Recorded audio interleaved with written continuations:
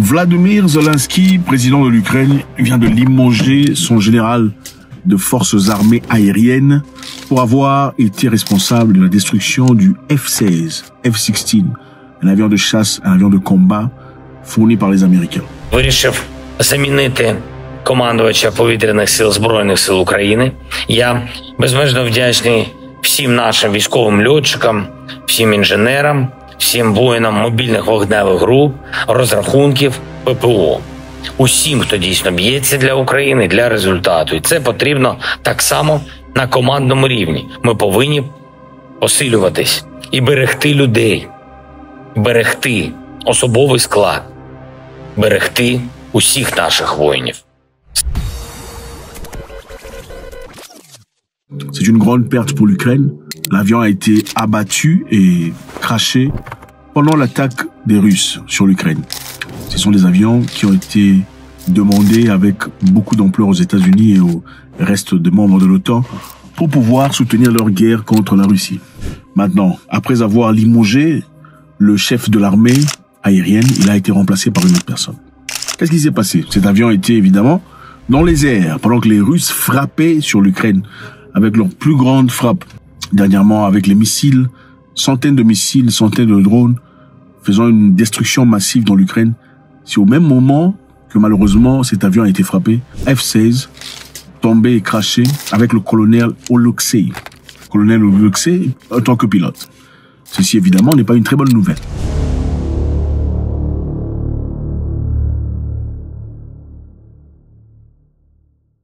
Le F-16 coûte au moins 63 millions de dollars. Et ce sont les équipements qui ont été donnés par l'OTAN, précisément les États-Unis, dans l'objectif de pouvoir préserver l'espace aérien ukrainien contre les attaques russes. Évidemment, ceci permettrait, d'après eux, de pouvoir résister à tout ce qu'il y a comme avion qui entre dans l'espace aérien ukrainien et l'abattre immédiatement. Et cette perte a été solide et difficile pour les Ukrainiens. Pourquoi? Parce que le colonel Oleksiy est l'un des plus expérimentés pilotes de l'Ukraine. Le colonel Oleksiy est parti prendre sa formation dans plusieurs pays ailleurs, recevant ainsi l'identité et l'expérience de pilotage dont il avait besoin. Le colonel Oleksiy, aussi avec un autre pilote, sont partis au Congrès américain pour aller supplier, demander aux Américains de leur donner ces armes nécessaires pour leur défense, c'est-à-dire pour demander aux Américains de leur donner des F-16. Et nous savons que les F-16 ne sont pas des avions ukrainiens, donc pour les manipuler, il faut avoir une expérience avancée. Et le colonel Oleksiy faisait partie de ceux-là, évidemment, qui avaient cette expérience. Et ceux qui devraient aussi se servir de leur intelligence pour former d'autres Ukrainiens pour pouvoir défendre la Russie. 63 millions de dollars. Au début de la guerre, nous savons que l'OTAN ne voulait pas livrer ses armes aux Ukrainiens, de peur qu'ils s'en servent sur le territoire russe. Récemment, les choses ont changé. On a livré plusieurs armes aux Ukrainiens, ainsi que plusieurs chars de combat allemands et anglais ont fait partie de leur attaque sur Kursk. Récemment, on vient d'offrir des F-16, comme ils avaient demandé au départ, comme Zelensky avait demandé. Normalement, la livraison, devrait être une livraison de 3 douzaines d'F-16. Mais malheureusement, pour eux, jusque-là, on n'a livré qu'à peu près 6. Et parmi les 6 F-16, d'après ce qu'on sait, l'un a été abattu par les Russes. Maintenant, comment ça a été abattu? On ne donne pas de précision. Tout ce qu'on sait, c'est que le jour où la Russie a fait sa frappe aérienne foudroyante et presque totale de centaines de missiles et des drones, c'est le jour où le commandant Oleksiy, colonel Oleksiy, le pilote est décédé. L'avion a crashé. M. Zelensky dit que le crash de l'avion n'est pas directement lié à l'attaque russe. C'est-à-dire que ce n'est pas nécessairement à cause des missiles russes que l'avion a crashé. Mais quelque part, on dit aussi que le colonel Oleksiy a donné sa vie en voulant protéger l'Ukraine contre les missiles russes. Alors, si on essaie d'imaginer de se servir de nos cerveaux, qu'est-ce que vous y pensez? Ça pourrait peut-être dire qu'un avion a volé, moyennant ce qu'il a comme outillage de défense, dans l'objectif de tirer des missiles qui sont en train de tirer dans un pays. C'est une possibilité. Par cette même occasion, cet avion aurait été touché par une missile et a craché. Ça, c'est une possibilité. Mais il faut se poser une question. Est-ce que l'Ukraine vous dirait la vérité? Il faut se poser une question. Si l'Ukraine disait que l'avion a été abattu par les missiles russes, qu'est-ce que ça donne comme effet? Sur le plan médiatique et sur le plan propagande, c'est une perte, c'est un coup. C'est-à-dire que les missiles russes sont en capacité d'abattre les F-16 tellement loués. Donc, Les F-16, malgré leur gloire, sont capables d'être abattus par les missiles envoyés par la Russie. Donc sur le plan propagande, ça ne tient pas le coup. Maintenant, dans ce cas, même si l'avion a été abattu par les Russes, qu'est-ce qu'il faut dire? Il faudrait dire qu'il y a eu accident non spécifié et l'avion a craché.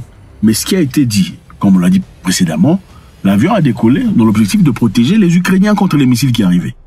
Bon, si on protège le territoire contre les missiles qui arrivent et qu'en fin de compte on tombe, qu'est-ce qui nous a fait tomber? Point d'interrogation. D'après ce qui est connu, des politiciens ukrainiens auraient blâmé le général chargé de forces armées aériennes de l'Ukraine de cet incident. Alors s'il a été blâmé pour ça et qu'il a été révoqué par le président, c'est-à-dire qu'il y a quelque chose qu'il aurait pu faire qu'il n'a pas fait pour protéger ce monsieur. Monsieur Zelensky dit que leur objectif est de protéger leur personnel et protéger leurs citoyens. Ce n'est pas très clair ce qu'il essaie de dire là. Protéger le personnel et protéger leurs citoyens. C'est-à-dire dans ce cas qu'ils auraient pu faire quelque chose de différent qui aurait permis de protéger la vie de ce monsieur qui est malheureusement tombé. Alors, après avoir révoqué le général chargé de forces armées Olechuk, il a été remplacé par le lieutenant-colonel Anatoly Kuryadovich. Ce qui est important de signaler ici aussi, c'est pendant ce temps, les Ukrainiens disent être à bord de capturer un autre village en Russie. Est-ce vrai ou de la propagande? On ne sait pas. D'autre part, les Russes disent qu'ils sont peu à peu en train d'écraser les forces ukrainiennes à Koursk. Et un commandant russe dit l'objectif ukrainien à Koursk a complètement échoué. Et nous savons qu'il était important pour eux de prendre possession du site nucléaire en Russie pour pouvoir en échange demander leur site nucléaire depuis presque 2 ans contrôlé par les Russes. Il a aussi été mentionné que les Russes ont fait d'autres progrès, d'autres avancements dans l'espace ukrainien, gagnant ainsi du territoire dans Kharkiv. Les Russes disent avoir gagné du territoire dans Kharkiv. Les Ukrainiens disent que les Russes sont en train de bombarder des immeubles des civils et qu'ils ne sont pas du tout en train d'attaquer des sites militaires. Les Russes aussi en retour disent que les Ukrainiens sont en train d'attaquer maintenant des sites civils et pas des sites militaires. Sont-ils en train de dire la vérité ou c'est du propagande? Pour l'interrogation. Après le bombardement de Kharkiv, M. Zelensky a rappelé encore une fois à l'OTAN l'importance de leur fournir les armes dont ils ont besoin pour frapper directement les bases russes en Russie, c'est-à-dire les bases à travers lesquelles les avions décollent pour aller bombarder en Ukraine. Ils veulent avoir la capacité et l'aptitude de frapper directement dans la Russie. M. Zelensky a aussi donné un projet de finition de guerre. Donc, ils ont un projet à travers lequel ils peuvent aller jusqu'en Russie et finir la guerre. Et qui suffirait pour eux, d'après M. Zelensky, que l'OTAN lui accorde les armes dont il a besoin et aussi l'autorisation de frapper à l'intérieur de la Russie. Parce que d'après eux, les Russes ne sont pas assez forts. D'après eux, si eux avaient l'habilité ou la capacité de frapper en Russie, comme la Russie en a la capacité, et l'a fait depuis 2 ans, cette guerre serait déjà finie. Sont-ils en train de dire la vérité ou c'est de la propagande? Pour l'interrogation. Ce qui est important à retenir ici, je pense, c'est que la Russie était encore une fois de plus prête à discuter et à trouver une solution à l'amiable à travers le Qatar. Le Qatar était intermédiaire entre la Russie et l'Ukraine. Pendant qu'ils s'y mettaient pour essayer de trouver une solution à l'amiable, les Ukrainiens ont fait leur entrée à Koursk, dans une grande surprise. Après leur entrée à Koursk, M.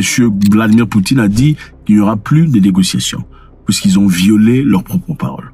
Je vous rappelle ici qu'au début de la guerre, il y avait déjà une solution presque prise entre les Ukrainiens et les Russes, à travers la Turquie, qui devrait être intermédiaire dans cette histoire. Et apparemment, ils avaient déjà signé des papiers, des accords, pour vivement arrêter cette guerre. Mais malheureusement, pendant qu'on cherchait la paix, le Premier ministre britannique est venu en Ukraine, Boris Johnson, dans une visite qui changera tout pour l'avenir. C'est avec cette visite qu'il aurait promis des armes et de soutien et de l'argent à l'Ukraine pour continuer la guerre. Parce que pour eux, il était inacceptable que la Russie gagne cette guerre aussi facilement et prenne une grande partie de l'Ukraine. Et d'après beaucoup de personnes, et plus tard, certains diplomates américains avouent cette partie de l'Ukraine pour laquelle la Russie se bat aujourd'hui regorge de sources incroyables de minerais. Ça, c'est une partie qu'on ne lit pas. Les 4 régions que réclame la Russie apparemment regorgent de sources presque intarissables de minerais spéciaux. Voilà l'une des raisons pour lesquelles l'Europe ne peut pas laisser ces histoires entre les mains des Russes. Et par-dessus le marché, l'OTAN, bien sûr les États-Unis, a besoin de son influence en Ukraine pour pouvoir bien contrôler et gérer ce qui se passe en Russie depuis l'Ukraine. Donc, au moment où les Ukrainiens et les Russes étaient prêts à négocier, Boris Johnson se présentait et a complètement annulé la démarche. 2 ans plus tard, la Russie et l'Ukraine étaient prêts à négocier à travers le Qatar et quelqu'un aurait encouragé à l'Ukraine d'entrer en Russie. Parce que les Russes disent qu'il est complètement impossible que l'Ukraine ait décidé d'entrer en Russie, à Koursk précisément, sans l'accord des Américains. Donc il y a quelqu'un quelque part Qui profite de cette guerre? God bless.